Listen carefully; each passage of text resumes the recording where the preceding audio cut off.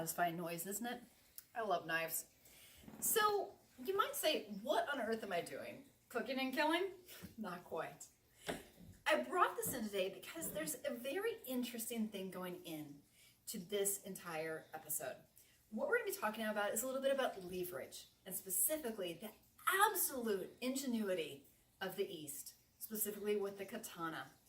Cleaver, katana, what's the difference? Well, you might be surprised. You see, both work on working with your body dynamic. The weight when you're bringing a cleaver down, just like I did, is going to be working with you. Katana, oddly enough, despite its different shape, this works in very much the same way. When you're up at neutral with a katana, it is almost like only holding a water bottle. It is beautifully effortless. But when you bring this blade down, just like I would have done with that cleaver, it works with you. All of a sudden, this mass, where it's actually pushing my hand down right now, it would be going downwards into your cut and thrust. This is normally a two-handed weapon, so kind of like our bastard sword we talked about a little bit earlier, it works on leverage. You can work with your hands when you're doing your cuts in order to get the maximum hit out of this. You'll also notice it's a curved weapon, kind of like what we've seen a little bit in sabers before. The curved weapon is a remarkable trait. Honestly, this kind of sword is just mind-blowingly beautiful, from design to ingenuity to engineering. Hands down, it's probably one of the most amazing things that I've ever worked with. And that's saying a lot, because I really respect what the artisans that put work in time and ingenuity into these swords really thought about.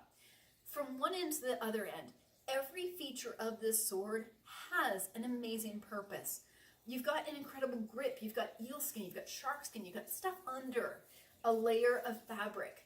You have room for both hands to get that leverage action. You've got that beautiful balance point. So when you need to take a rest as a warrior, you have that respite.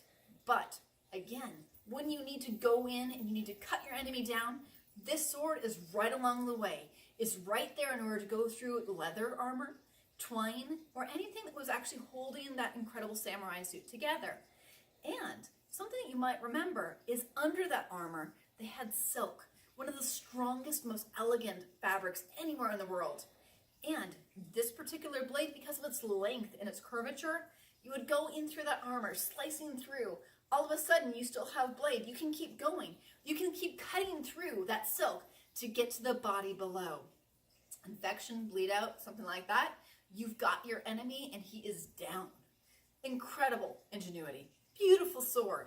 Also, oddly enough, not too unwieldy when you're carrying it either. When we're talking about alternate purposes, what you might notice is this does have a very unique point.